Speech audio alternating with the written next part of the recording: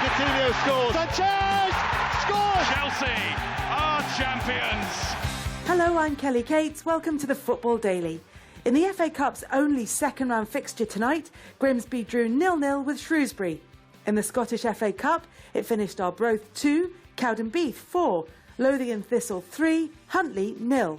And in tonight's Premier League fixture, it finished Everton 1, Crystal Palace 1, with goals from Romelu Lukaku and Scott Dan. Kevin Kilban and Steve Bauer were watching for us at Goodison Park. This is 5 Live Sport with Kelly Cates. And it is a point apiece between these two teams. A breathless end to the game. Everton extend their unbeaten run to 7 in all competitions. Palace get another point on the road to make it 13 away from Selhurst Park, and it was Palace who took the lead through Scott Dan after 76 minutes with his header from the corner. They led for just 6 minutes though. That man Romelu Lukaku again with his 50th Everton goal, the 6th game in a row he scored in that blue shirt of Everton, and that makes the full-time score Everton 1, Crystal Palace 1. And it means that Crystal Palace move up into 6th place in the Premier League. With that point, they go above West Ham and Liverpool on goal difference. A point for Everton takes them to 22 points. Their goal difference of 8 takes them above Stoke and Watford, and they go moving up into the top half of the table. But Kevin Kilban, was it a missed opportunity for either of these sides to really put their mark on 6th place? I know Palace have gone there, but they could have been there clear. Yeah, I think probably both sides will feel as though they could have won this game tonight for different reasons. Palace, I thought, were excellent on the break, particularly in the last 20 minutes of the match. They might have felt they'd have gone on and maybe secured the victory after maybe they went in front as well. But credit Everton for coming back into the game. Once you go behind in a game so late as well, it's difficult then to regroup and get yourself on the attacking front. But Everton did that. Dale Lefebvre was a threat throughout, but I just think it was an excellent game to watch tonight, and I think both sides can take credit from it. Both managers, I'm sure, will come out and be happy with the performance and the way that the sides have played. Two teams who'll hope to be battling out for European places at the end of the season. If you think this was an opportunity missed, or if you think there was a sign that they can take this season further, then give us a call. 0500 909 693. Everton and Palace fans. It's finished 1-1, but either side, as Kevin Kilban was saying, could have snatched this one, particularly late on in the game. And even earlier on, Kevin, Lukaku had chances. He's hit the woodwork twice in this game, but he did manage to get on the score sheet, and he's on an incredible run with Everton. Yeah, incredible run. This season he's really coming to the fore. I spoke before during the commentary with Steve. His hold-up play has been excellent. His overall game's improving every week. I think even his vision as well is improving as well. His ability to hold it up and pick out a pass after he's got his strength and his power to hold it up. So his finishing is there for everybody to see every week. What I've been impressed with this season is the positions that he's finding in the penalty area. He's becoming that real goal-scoring threat. And when he's got Dale Lefebvre getting into positions that he is, he's providing the assist so many times for Lukaku. Well, Gary's an Everton fan waiting to talk to us. Gary, what's made the difference to Romelu Lukaku this season? Dale Lefebvre. Is that simple? Yeah, Kevin Kilban just said it. There's a lot more penetration going down the wings, and there's balls coming in like he didn't have last season. When Dale Lefebvre came to us originally on loan, you could see that this guy had natural talent. And this year, everything's just gone right. As Barkley's playing well, but somebody said it on the commentary on the telly. I haven't seen this many lapovers since who's that fellow that I hate talking about that used to play for United? And Ronaldo. Ronaldo. But it is. The guy has got something, and he can get in. All right, he mightn't be the greatest tackler at getting back, but we used to have a guy called Kevin Sheedy who used to play like that for Everton, and he could not put some balls in. But this fella is totally different, and he's given Lukaku and Kone another lease of life. And say, Gary, off the back of it, I mean, what I've liked about Dale Lefebvre since he's come back, we knew he had the ability when he was here a couple of seasons ago. He had the ability to beat players, perhaps showing maybe inconsistent spells throughout his Everton career up to now. But when this season what he's doing, as you say, he's crossing early. A couple of times tonight his crossing was maybe a little bit off at times, but he's crossing early, so he's providing a different threat for Everton, and he's providing he's putting a different thought in the fullback's mind that's coming up against him. He's not knowing whether to get tight or whether to stand off him, and when he stands off him he crosses, and when the defender gets tight he's got the ability to beat him on the outside. I think he's improving as an all-round player, and he's recognising the strength that he's got, Deulofeu. And the opposition are obviously wary of him as well, aren't they? Because you didn't really see Suarez get forward at all tonight, and Deulofeu is the reason for that, because if you leave him space, as has been proved, he'll punish you. Gary, Roberto Martinez has said he's the only player that he's worried about in the January transfer window. Yeah, I've heard that, Barcelona have got a buyback clause, which I think is absolutely ludicrous for the amount of money they've heard. But if I said this to Kevin will understand this. What Deulofeu needs is a good pan of scouts. Get a good pan of scouts in them. I have too many of them, I think. Yeah, well, this is it, innit? He just needs a little bit more, get in there, and he'd be world class. Yeah, do you know what you said there, Gary? Maybe at the start you said maybe defensively is where he does lack at times, but that's only going to improve. We've seen with other players that's within the Everton side. I think Ross Barkley's defensive side is improving as well. But I think sometimes you might need to give a player like Deulofeu a bit of leeway. He's going to provide, as I said during commentary, maybe 10 to 15 crosses a game. You might not get 10 or 15 quality crosses, but you'll probably get 3 or 4 quality crosses. And invariably this season, he's provided that assist, hasn't he, Gary, for Lukaku? But I think, you say, who's the danger in the transfer window? It was Lukaku's agent who said, he swapped agents, said if I was in charge of him, he wouldn't be playing at Everton. I don't think that agents will be saying now, when possibly there'll be people offering a lot of money for the likes of Lukaku. Now, at the end of the day, Lukaku has to think, do I stay in a team where I'm going to score goals, or do I go somewhere that I may score goals? I'd actually advise him to stay where he is and listen to that manager and start playing football the right way, and go on, and in 200 league appearances for Everton, he could have 100 goals, because he scored 100 appearances and scored 50 goals, and he is 22. Gary, is the reason that you're nervous about somebody coming in for Lukaku because, Everton not got stung, but they got approached and aggressively by Chelsea for John Stones, and do you feel more confident because they managed to see that off? No, I think that over the years, if you look at Everton, when we resisted, and I don't know how or what happened for us to say no to the Stones move, but whoever at the club stood firm, and that was the decision, and he didn't just say no to Chelsea, he said no to the player. Don't get me, don't get that wrong. They turned around to John Stones and said, you're not going anywhere. Now, they need to do that again. Doesn't matter what the money is. They need to do that again. I think that message that was sent in the summer by not allowing John Stones to leave, by not allowing him to leave, I think it just sent out a message that, we're not going to be that selling club that perhaps we have been over the last 10 or 15 years, that we're going to build something for the future here. Semi-final of the Capital One Cup, a real chance. I know it'll be a difficult tie for them against City, but I think there's a real chance for them to go on and win a trophy this season. And Everton are building for the future, and if they can keep Barkley, Deulofeu, Stones and all these players, along with the likes of Coleman, McCarthy, Baines, Jagielka as well, Everton have got the nucleus of a really strong side and a strong squad. I just think in the case of Lukaku as well, he's got to remember, not only, as you rightly say, he's in a team that are creating chances and he's scoring goals. He's at a club where he's loved. Roberto Martinez has gone out of his way, one-on-one sessions, to buy him on loan, to break the bank, let's be honest, for Everton standards, to get Lukaku here and to make him the focal point of the team. He is only 22. He's at a club who love him, the supporters love him, and he's only played 100 games, and as the caller says, he could go on and play a couple of hundred more before even he thinks about moving. Gary, thanks very much for your call, 0500 909 693 if you want to join in the conversation. Steve, you mentioned there Roberto Martinez. It's probably one of the first times that we've heard his name mentioned in this conversation, and Tim's waiting to talk to us, because Tim, it's always the way, isn't it? When Everton were under pressure last season, it was Martinez under pressure. This season they're doing well and the players are getting all the glory. From my point of view, I've seen him manage at Wigan, and if you remember, he was able to take advantage of the situation at Man City to beat them in the FA Cup final, which was a fantastic achievement.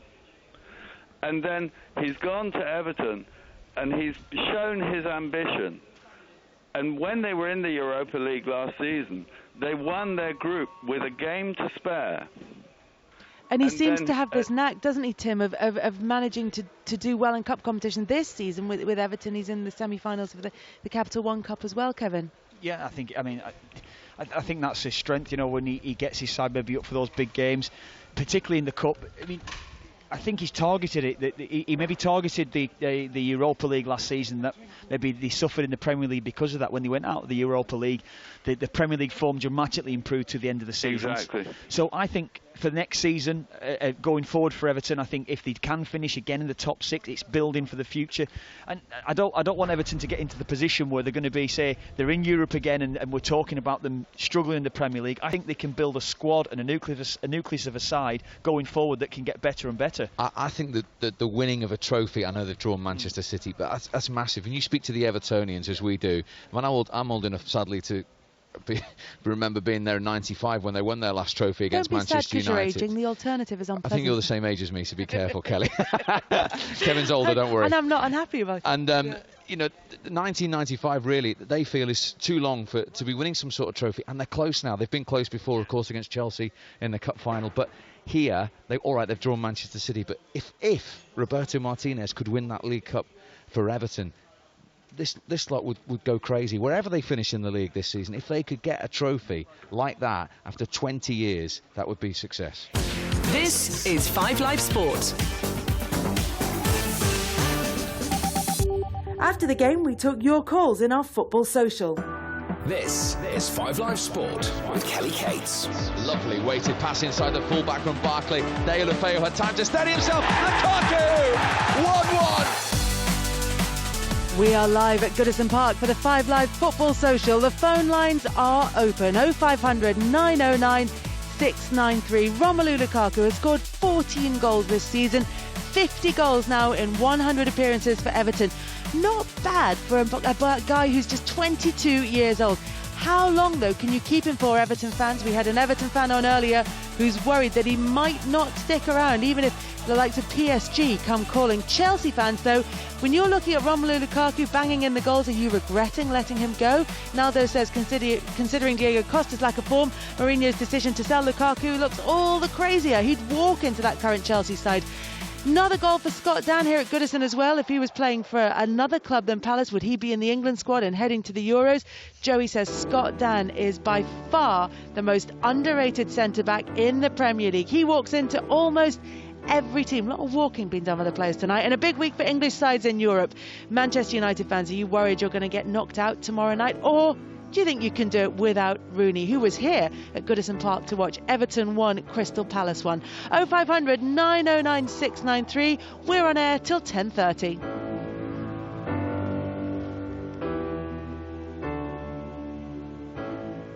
Let's start by talking then about Romelu Lukaku. We touched on this a little bit earlier, but a fantastic performance for him.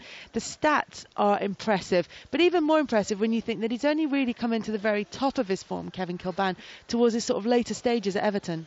Yeah, that's it. I mean, he's gone beyond double figures for the Premier League this season. I think it's 14 now for the season for Lukaku. So he's just getting better and better. He's just maturing, that's all it is. It's something that, again, Steve and I spoke about during commentary. His overall game's improving all the time. His hold-up play is something that's been impressive this year. The amount of times you went to games and you watched him last season, and as a striker, first and foremost, you do the basics. You get hold of the ball, lay it off, then you get into the penalty area. I felt balls were bouncing off him. In the area, he wasn't dominant enough, whereas this season, he's so dominant aerially, and on the floor, his first touch is first class at times. So he's getting the basics right first of all, and then the goals are flowing behind that. We were asking on 5 Live Sport tonight if Chelsea were wrong to let Lukaku go. What did they not see? Mark's got in touch with us to say yes. Ian says, not such a clever move, Jose. How could he not see his class? Tom says it's a no-brainer. And Adam says, because he's finally playing well. No, they didn't need him. Plus, they got a lot of money for him. How did they miss his potential? Well, you see, what you have to remember is, had Romelu Lukaku stayed at Chelsea, he wouldn't have played every week. And that is the one thing he's really benefiting from at Everton, and as he did when West Brom. Remember, he scored 15 Premier League goals on loan at West Brom, 15 again on loan at Everton. Only got 10 last season, like you say, Kevin, quite rightly, he struggled, but he's already beaten last season's tally with that goal tonight. Had he stayed at Chelsea, would he have got anywhere near that amount of football? No, is the answer. So would he have progressed as quickly?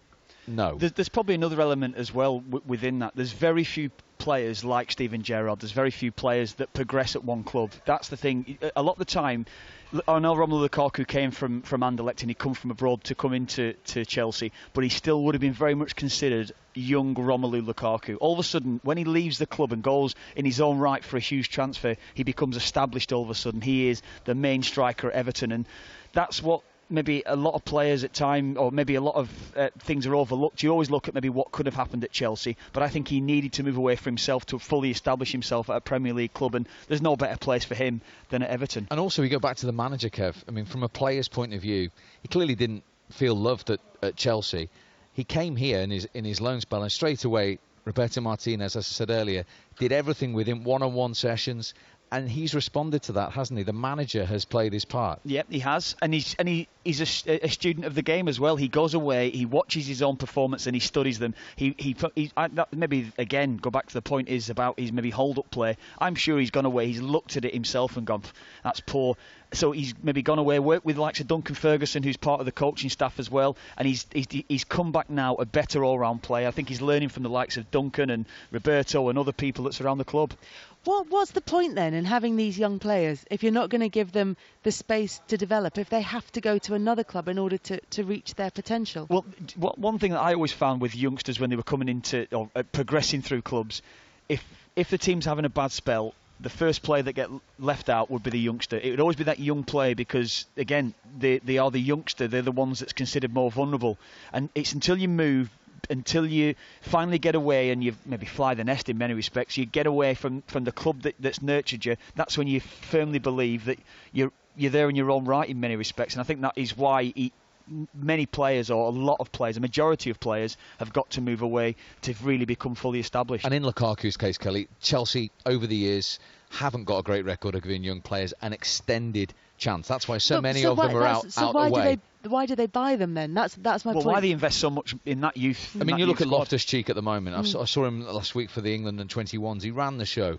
But realistically, he isn't going to get 20, 25 Premier League games this season for Chelsea. If he came to a club like Everton, he might do, and he might progress that little bit quicker. And I'm sure that was in Romelu Lukaku's mind. He got a little bit impatient at the time. And I think with Lukaku at Chelsea, he knows that if he goes on a barren spell for 5-10 games, the next £50 million striker will come in off the back of him. So that is why we've seen it with Diego Costa last summer.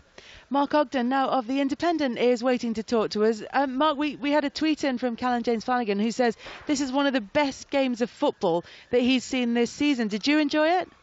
Yeah, I think it was it's one of those absorbing games in the Premier League, wasn't it, where we've had so many surprise results this season, where, surprise teams. And when Palace took the lead, you're thinking, Palace winning at Everton is a big result, but, Everton pulled back with Lukaku, and it keeps it bubbling away. There's 6 or 7, 8 teams that can challenge the top 4 at the moment.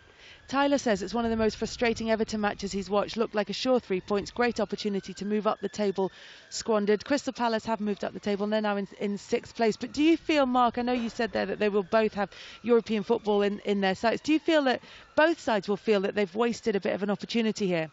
A little bit. I mean, I suppose Everton playing Palace at home would always expect to win that game, but as I said, this season the Premier League's become such more of an even contest that, teams like Leicester, Crystal Palace, Everton, West Brom, there are no games anywhere you can look at and think that that's an easy 3 points, that's a gimme. I just think the mid-ranking teams are getting so much better and so much stronger. And we've seen that tonight with 2 teams that will give any team in the Premier League a problem. I mean, Man United were at Everton 3-0, but Everton then, they've had results against the other big teams. So, I don't think any result at this stage of the season is predictable.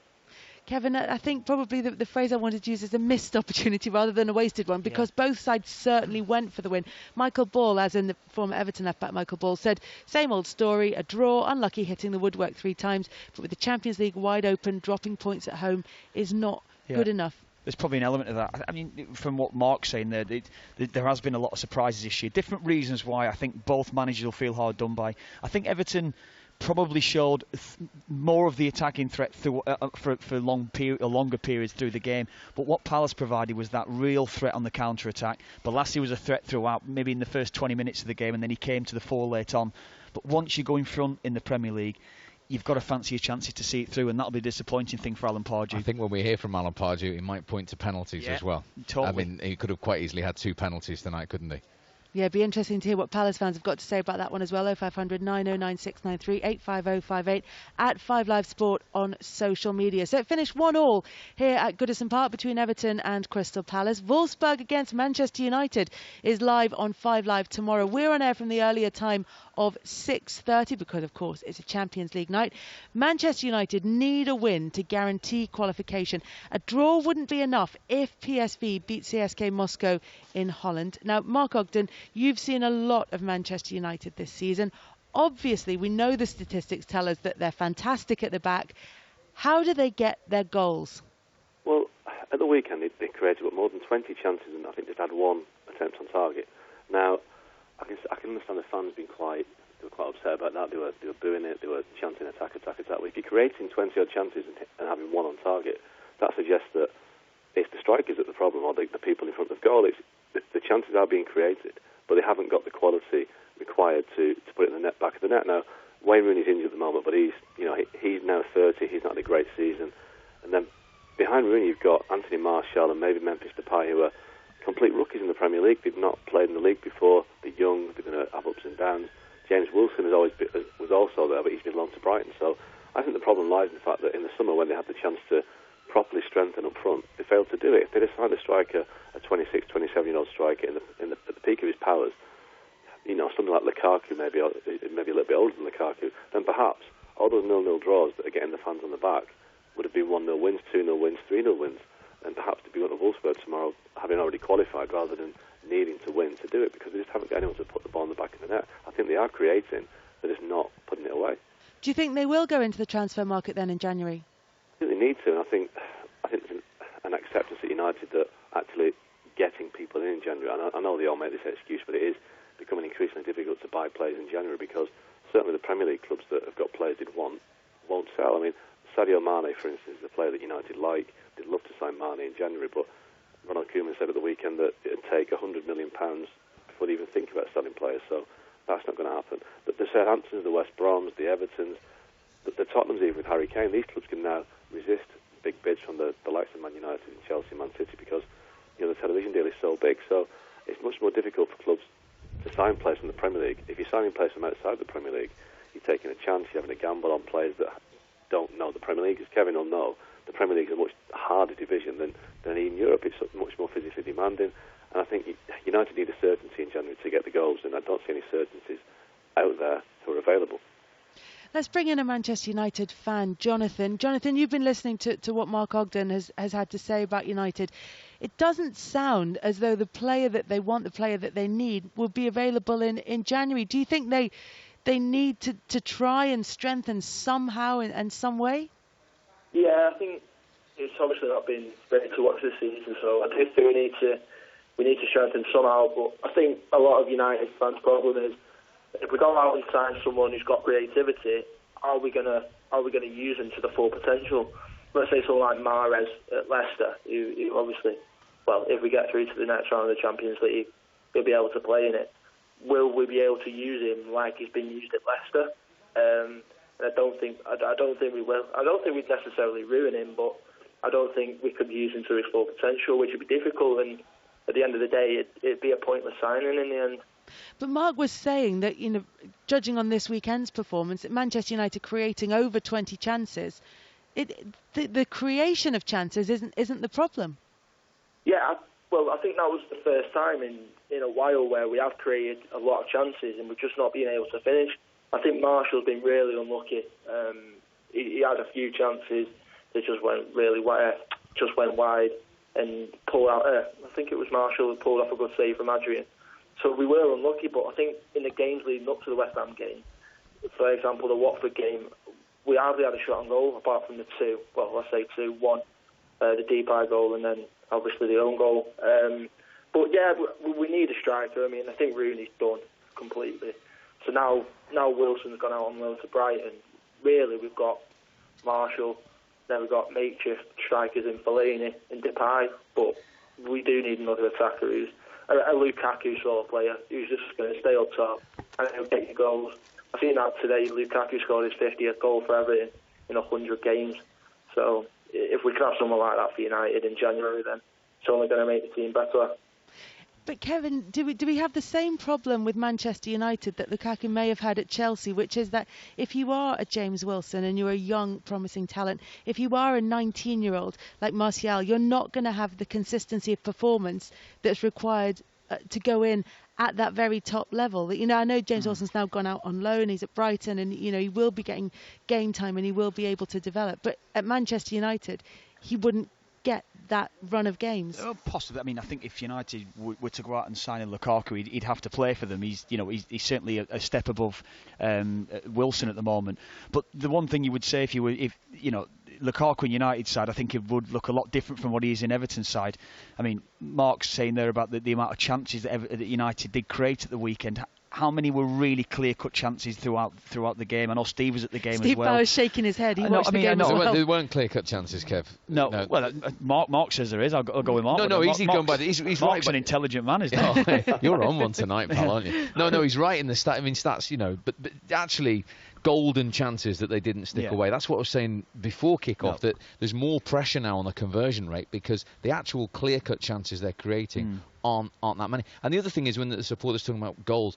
I mean, Martial's 19. Is he a natural goal scorer that's going to get you 20, 25 goals? This is a crazy thing to say. Have Manchester United got a striker that can score 20 league goals in a season? Go back to the point that Mark's probably making the perfect point.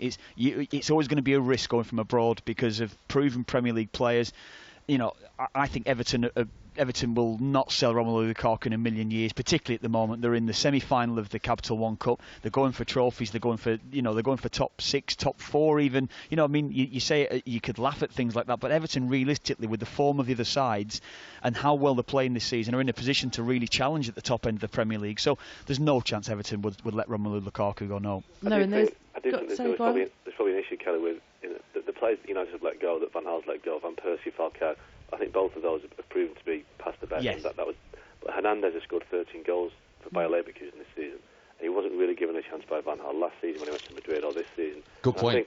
I think Hernandez is mid-20s. He's a proven scorer. He doesn't do much outside the box, but United are missing lots of chances. There's a guy that just comes alive in the box, and they've let him go. So, you know, that would have been a much more sensible option for me, to keep a guy that's a proven scorer and let the younger players like Martial and Depay develop, and then have somebody to carry the weight from Rooney, who's struggling. There'll be a lot more discussion, I'm sure, about this tomorrow night in the build-up to Manchester United's Champions League match in Wolfsburg. But, Mark, you've also spoken to Carlo Ancelotti. You've written about him in The Independent today. Now, he's saying that he wants to move back to the Premier League. So, of course, naturally, most people assume it's Old Trafford or the Etihad. Well, Carlo's view is that he won't take a job until the season finishes. I think he's quite keen to wait until the end of the season, but he did also say that if the right opportunity doesn't come along, he'll wait another year. Now, Louis van Gaal's contract expires in 2017. There's a lot of doubt over Arsene Wenger, maybe another year on top of that. You know, I think if a big club comes available in the Premier League, I think Carlo Ancelotti will be at the top of the list because he's got a proven record wherever he goes. And I think one key thing as well, you hear so many clubs these days have got problems with players not being totally sold on the manager, the tactics. I don't think Ancelotti's ever fallen out with any player. I think every club he's been at, it's been a happy dressing room, the players have performed, and he's won trophies. And I think in the modern day, any owner or club chairman, that's all they want: success, a happy dressing room, and a guy that's just going to bring success and trophies. Mark, thanks very much for joining us here on the Football Social. Mark Ogden there from the Independent. Kevin, it's always tough if you're a manager in a job under a little bit of pressure, particularly at one of the big sides, if we're going to use that phrase, and somebody comes out and says, I really quite fancy a job in the Premier League. You know, they're not talking about coming in helping Aston Villa out. They're talking about coming in and going into a club that they think can win trophies. Yeah, that's right. And that's why the top clubs can pay the top dollar to entice these top coaches and the managers around the world. They don't even need to entice them. He's hitching his skirts at them, isn't he? Yeah, but he's still going to pay top dollar to get him in, though, haven't he? That's the thing. He's not going to come for pittance, is he? That's the thing when you get him. I think what he would bring you if you were getting someone like Carlo Ancelotti, something that Mark spoke about there, he has that happy atmosphere. That's what he wants and creates at the clubs he's been at. I mean, he's kept Cristiano Ronaldo happy. He kept Gareth Bale happy when he was in there, and of course winning the Champions League a couple of seasons ago. So I think overall you get him in and he'll create I think when I've seen his sides play over the years, he creates an attacking brand of football while also keeping the squad happy. Not just even the 1 to 11, the squad, that's imperative nowadays. When squads of 24, 25 players, you've got to keep everyone within that squad happy, and that's what he does. We'll keep up to date with everything that's going on in the Champions League tomorrow. Our commentary game, though, is Wolfsburg against Manchester United. That is live on 5 Live tomorrow. Of course, kickoff is at 7:45, but we're on air from the much earlier time of 6:30. So plenty of time to go through all the concerns that Manchester United fans have with their team and with Louis van Gaal. Where on earth they're going to get these goals from? And of course, time to talk about the positives as well, which is that they are the meanest defence in the Premier League, and they're managing to work things out from that point. We'll talk about whether or not that is a valid way to move forward. Let's hear now, though, from Goodison Park, where Everton have drawn 1-1 against Crystal Palace, and Everton boss Roberto Martinez has been talking to Juliet Farrington. Roberto, one man's going to come out of this taking all the headlines tonight, and that will be your striker, Romelu Lukaku.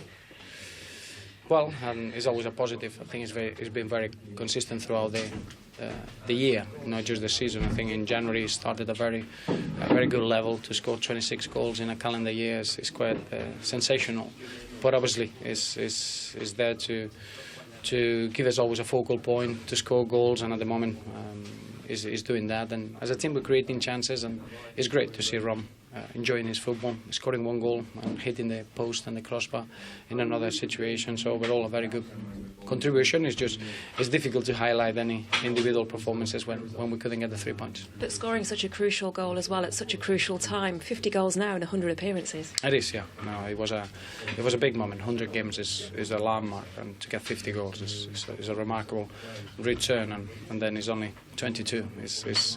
He's in a very good moment of his career, and is enjoying his football, and clearly is focal and vital in everything we're trying to do. Was that a frustrating night for you?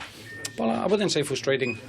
Of course, it's frustrating because we didn't get the 3 points, and you hit the woodwork so many times. Yeah, but I think obviously you need to understand why Crystal Palace are such a good away team. They got a devastating counter-attack. They put the ball really quickly in the final third. And probably they got those ingredients of defending the box with real numbers, and today they even had a little bit of a fortune that the ball hits the crossbar and it goes out. Sometimes it hits the crossbar, or a magnificent save from Hennessy. And the last 10 minutes it really opened up. I just felt that once we conceded the goal, this team then don't throw leads away, because they defend with an incredible intensity. And I was delighted that we were able to score from open play, and that's a real good sign.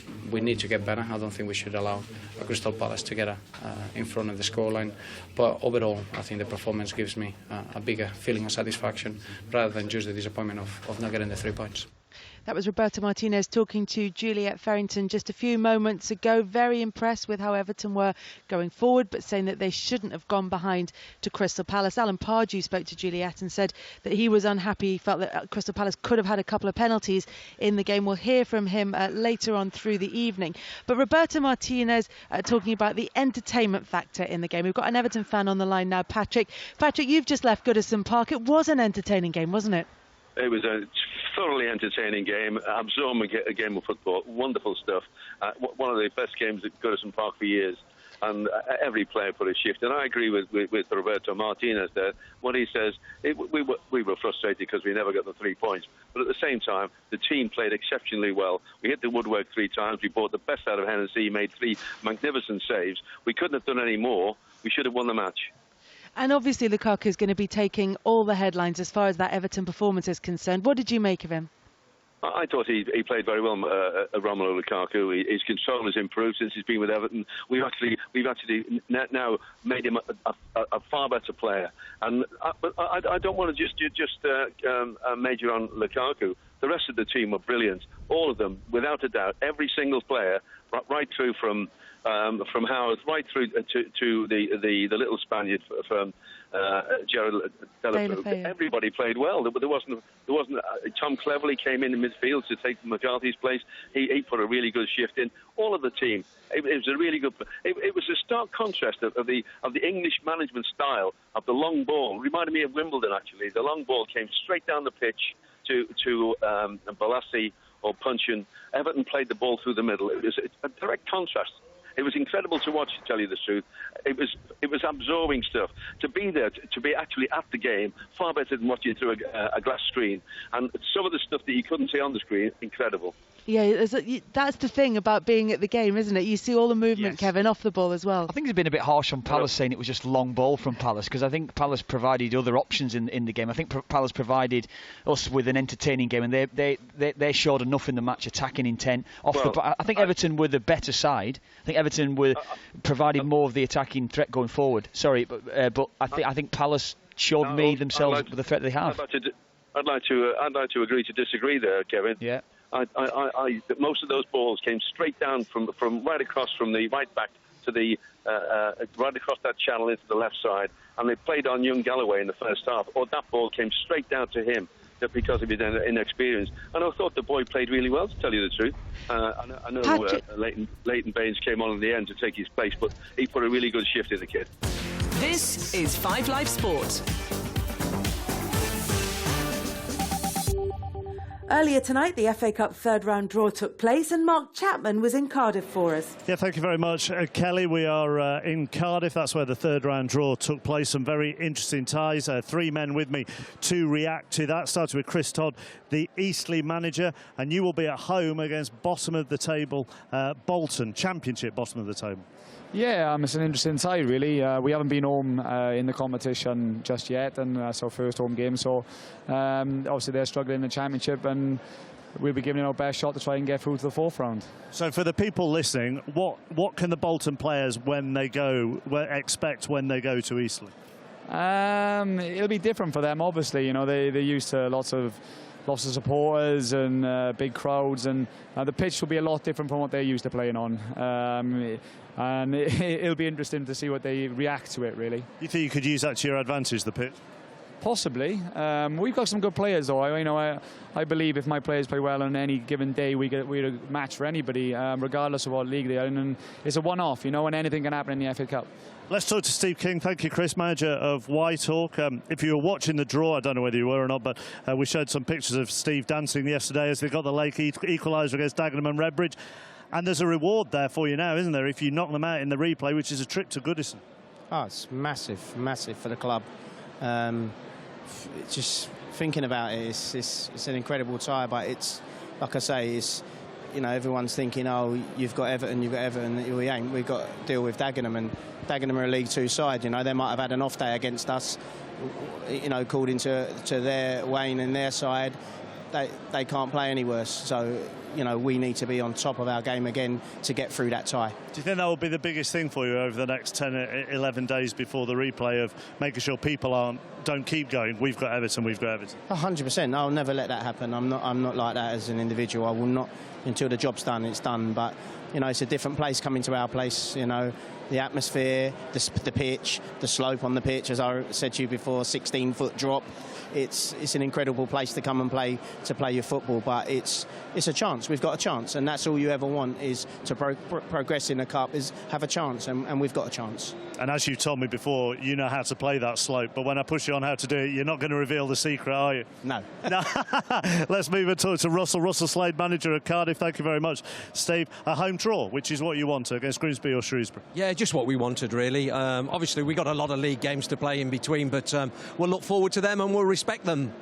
And one of them is, of course, one of your former clubs, so that would be a nice extra incentive, I suppose, for you if they came down. Yeah, it would. It'd be nice to see a few people that still remain there, the chairman there, John Fenty. We could catch up, and we'll look after them on the day, I'm sure. But no, we'll look forward to that with great pride in going into the Cup again and looking for a good Cup run. And one of your other former sides, actually, we should just mention, is Leyton Orient. If they get past Scunthorpe, they'll be going to Chelsea. I know, that's fantastic. It's an unbelievable tie for them.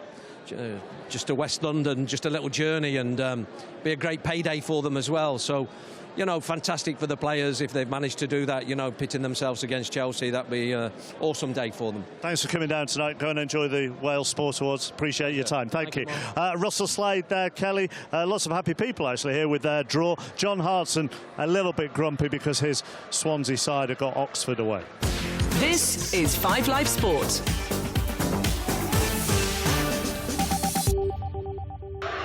Well, the draw was made for the Emirates FA Cup third round, and there are 5 all Premier League ties and some very intriguing ones with potential upsets all over the place in this one. Arsenal against Sunderland, Birmingham against Bournemouth, it's Brentford against Chesterfield, or Walsall, whose previous manager Dean Smith is now at Brentford. Bury against Bradford, Cardiff against the winner of tonight's tie, the Grimsby or Shrewsbury. Carlisle will take on Weve on one of the longest trips of the round, if Carlisle's Brunton Park is fit for that the weekend of 9th of January. Chelsea will take on either Leyton Orient or Scunthorpe. Colchester at home to Charlton. It's Doncaster against Stoke. Eastleigh against struggling Bolton.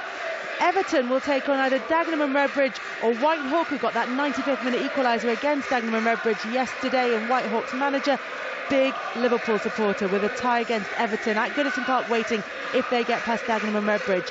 Liverpool themselves will travel to Exeter. It's Huddersfield against Reading, Hull against Brighton. Ipswich will take on Portsmouth. Leeds against Rotherham, who've been playing managerial swapsies this season. Rotherham already had the better of Leeds in the league. They beat them 1-0. Manchester United will take on Sheffield United. Middlesbrough play Burnley. Newport against Blackburn, Northampton against MK Dons. Norwich take on Manchester City. It's Forest against QPR and their new manager Jimmy Floyd Hasselbank, more from whom later. Oxford United at home to Swansea. Peterborough against Preston. Sheffield Wednesday against Fulham. Southampton at home to Crystal Palace, of course Everton's opponents this evening here at Goodison. Salford or Hartlepool will take on Derby. Tottenham against Leicester, the league leaders Leicester. Watford against Newcastle. West Brom against Bristol City. West Ham against Wolves, and Wickham against struggling Aston Villa. Those ties played on the weekend of Saturday the 9th of January. This is 5 Live Sport. Tomorrow night, 5 Live brings you commentary of Manchester United's make-or-break Champions League clash with Wolfsburg. We're on air at 6:30 p.m. for that one. Manchester United need a win to secure qualification. A draw will not be enough if PSV Eindhoven beat CSK Moscow in Holland. We can head over to the Volkswagen Arena in Germany, where John Southall is there for 5 Live. And John, as we were saying earlier, no Wayne Rooney tomorrow. Martial, the only fit striker, and journalists from all over Europe are asking the question, why are Manchester United not scoring more goals?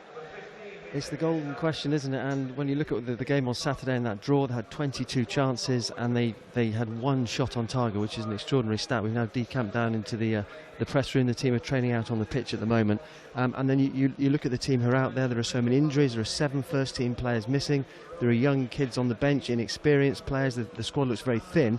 And who will play up front tomorrow? Well, as you said, Martial, the only striker, so you expect him to, maybe with Memphis on one side and Lingard on the other. 1 goal in the last 3 games, 5 0-0s in the last matches. That's very un-Manchester United. But, as you say, it was a constant question about those lack of goals. But the manager, Louis van Gaal, is convinced that they will come. I have the experience as a manager that the goals shall come. Because when you are creating chances, at the end you shall score and finish that kind of chances. And that's why we have that belief. And it's a matter of time. And I hope that we can prove it tomorrow already. Well, the goals may have dried up for Manchester United, but John Southall, what's Louis van Gaal been saying about the season so far? Is he looking for the positives? He is. He's very forthright as he always is, and he was insistent when asked. He was asked about the performances, and he said he's happy with the performances, or at least he's satisfied. As we've heard, he says that the goals are a problem. Bastian Schweinsteiger, interestingly, was also down here for the press conference. He said there's no big pressure. We know the situation. We think about our performances, and he said if they'd taken some of those goals, they'd be leading the Premier League now, and they'd probably have another 6 or 7 points, which is probably a fair point. But they haven't taken those. So let's hear from the manager and just get his take on how he sees Manchester United and the performances they've put in so far this season. Yes, I'm pleased. When I have to reconsider our season, then I can only say that the match against Arsenal and the match against Crystal Palace, we were not the better team. And normally we create more chances than our opponent. But you have to finish, as you know, because football is scoring goals. But that's also the most important aspect of football. So as a manager, you cannot be pleased when it's like that. You have to score.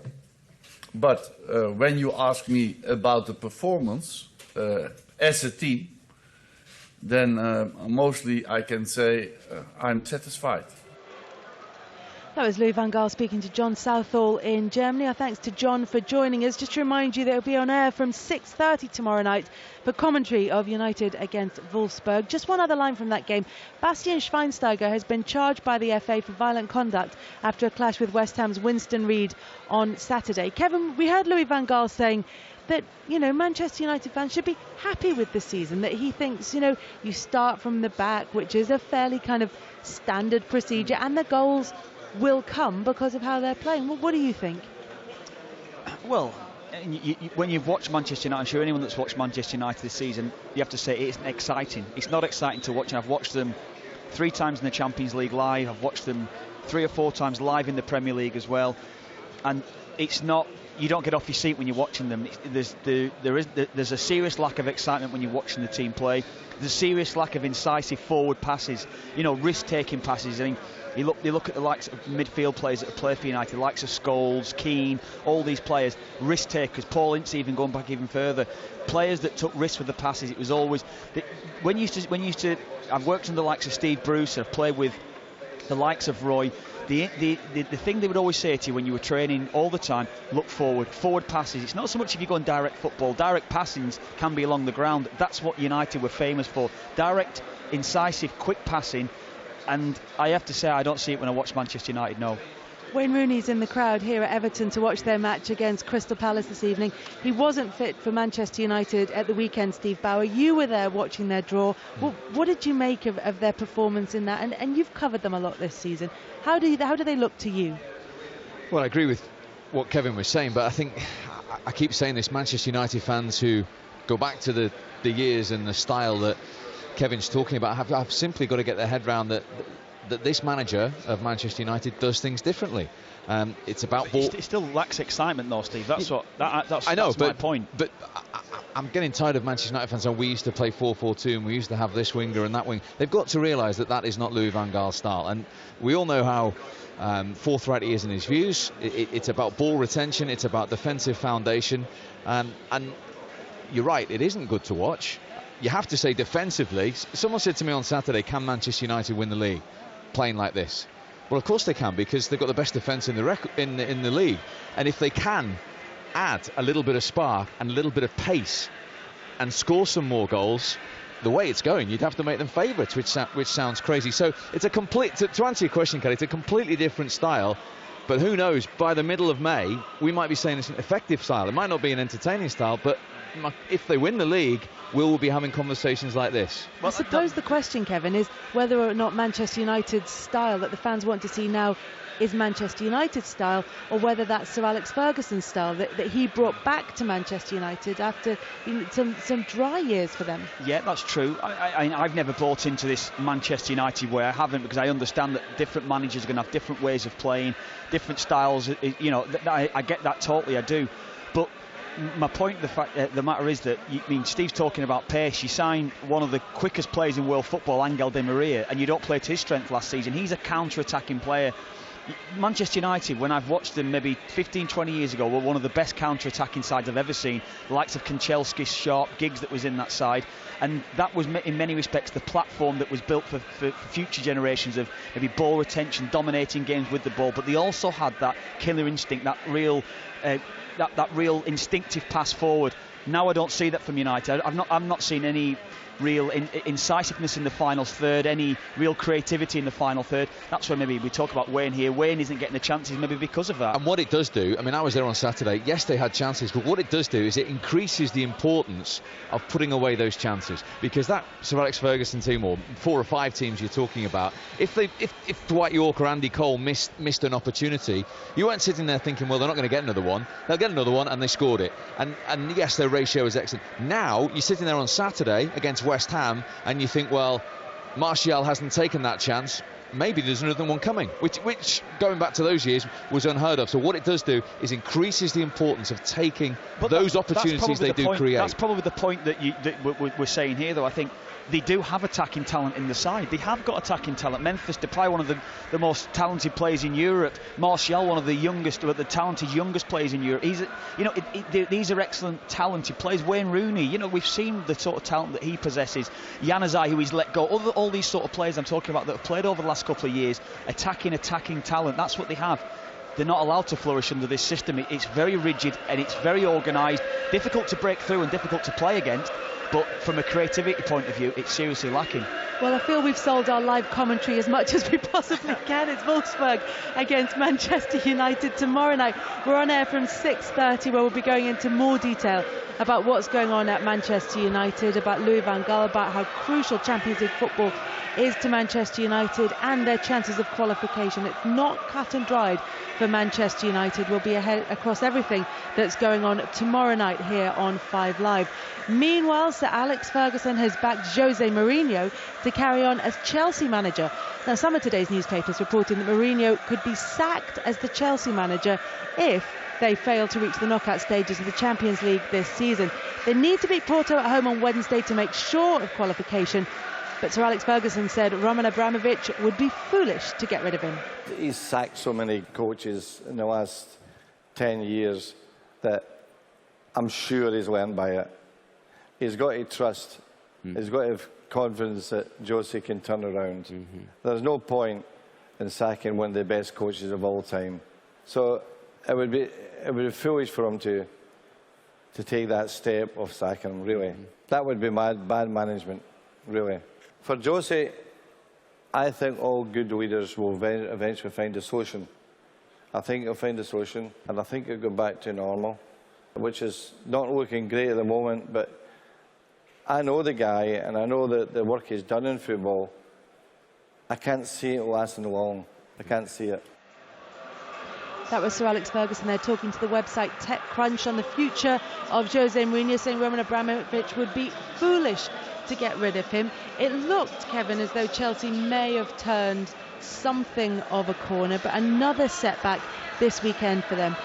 Jose Mourinho hasn't been in a position like this before. Are they different skills? Does he need to keep learning despite his experience and his success? Is this a new situation for him? Yeah, I think he will learn from the situations, and I think probably long term he'll become a better manager and a better coach off the back of this spell that he's having. And I was at the game at Stamford Bridge Saturday, and I felt throughout the second half Chelsea actually played quite well with the ball. They just didn't really create an awful lot when they got into the final third. Ivanovic was very good going forward, and they were caught with the sucker punch really late on in the match when they dominated Bournemouth really throughout. But you've got to credit Bournemouth, because I felt they defended so well. The centre-half pairing defended so well. I think that as a back four they defended so well, and everybody in front of them did as well. So, as you say, I think it's a huge test for Mourinho. I probably agree with what Sir Alex Ferguson is saying. I think, who are you going to replace Jose Mourinho with? That's the thing. And again, are you going to bring in a different player that's going to be comfortable with the situation that Chelsea are in? That's the difficulty that any manager would have. I think Chelsea have stated they're going to stick with him, and I think Mourinho will get better because of the spell that he's having. Steve, do you think that's the situation that Chelsea find themselves in, where if they're looking for a manager to get them out of a poor run of results, the very top managers are used to playing with teams that have some degree of success, and that their skills are in sustaining that success rather than lifting a team up the league? Yeah, but I think all the good managers that could come in, I think Jurgen Klopp has proved that at Liverpool, that you can come in with a different style and a different approach and have an immediate effect. But I agree with Kevin, I don't think Chelsea will change, and if they were to change, who would they get? I think Jurgen Klopp is a player in this market, because Kevin and I were here for the Merseyside derby, which proved to be Brendan Rodgers' last game. They didn't lose it, Liverpool, but I think Liverpool were under pressure at that time because of Chelsea's results, that Jurgen Klopp was out there and available. That's why Liverpool, I think, reacted, because I think if Jurgen Klopp was still available now, in the market, this conversation about Jose Mourinho and Chelsea would be an entirely different one, because people quite easily would be saying, well, Jurgen Klopp's there, why don't Chelsea go and get Jurgen Klopp? Crucially, he isn't. Liverpool got in there first, and that's why I don't think Chelsea have got another viable alternative. Are they going to wait for Pep Guardiola, do you think? Would that be someone who'd be suited to Chelsea and would be the right man to take them forward if they decide to make the change? I think he'd interest Chelsea, of course he would. I mean, there's only maybe a handful of managers that could replace him. You look at the likes of, you look at the managers that's doing well in Europe at the moment. Andre Villas-Boas, is he going to back to Chelsea? I doubt that. Carlo Ancelotti, you know, he's not in management at the moment, but I highly doubt he's going to go back into Chelsea. I totally agree with what Steve said. He's on the money with that one. He's on the money with one thing tonight. It's that what he's just said there. That if Jurgen Klopp's available, we were having a different conversation, and I think that's why Liverpool did react in the manner in which they did at that particular time, because they knew he was available. And with a lot of clubs that come under pressure after 10, 12 games into a season, Jurgen Klopp will be top of everybody's list, and that's why Liverpool reacted. And they're struggling to sort of pick somebody out of that. Carlo Ancelotti making noises in the newspaper today saying, I'd be very keen on a return to English football. That's what I'd like to do. Antonio Conte, Portuguese coach, being linked maybe with a move to Chelsea. Do you think that managers like that would be suited to the club? I can't see Carlo Ancelotti going back. I think that's a non-starter. Perhaps maybe City, maybe soon, further down the line. But that looks like it's Pep Guardiola. That looks nailed on for Guardiola. I think we have to put this into context. Yes, we're all deeply shocked at Chelsea's plight this season in the Premier League, but this is Jose Mourinho we're talking about. I mean, look what he's done in England, in Italy, with Real Madrid, with Porto. This is Jose Mourinho, and everyone, you know, the great Sir Alex Ferguson had spells like this as well, where at one stage Manchester United weren't going to finish in a Champions League place. I think let's get this season out of the way with Chelsea, see how they finish, see where they are, see how they recruit, and then, you know, I think Jose Mourinho with his record, if I was Roman Abramovich, deserves to the end of this season, and let's see where we are. Yeah, I mean, that's what I was saying before. I've got to agree with that, because of what he's achieved and who they're going to replace him with. That's the only thing. I can't see Ancelotti going back in there. I can't. You know, it's a viable option because of the success that he had there, and of course he would be. You know, he's a big favourite as well amongst Chelsea supporters, but I can't see it. And I think the Chelsea supporters are happy with Mourinho. Mourinho certainly won't want to leave, because he'll be desperate to turn it round, and he'll be desperate because I think it'll be another little notch on his CV. I think if he can turn it round and make Chelsea the title contenders again next season, I think it'll be great for Mourinho if he can do that. This is 5 Live Sport. That's all for now. Our football coverage continues on Tuesday with live Champions League commentary of Wolfsburg against Manchester United. We're on air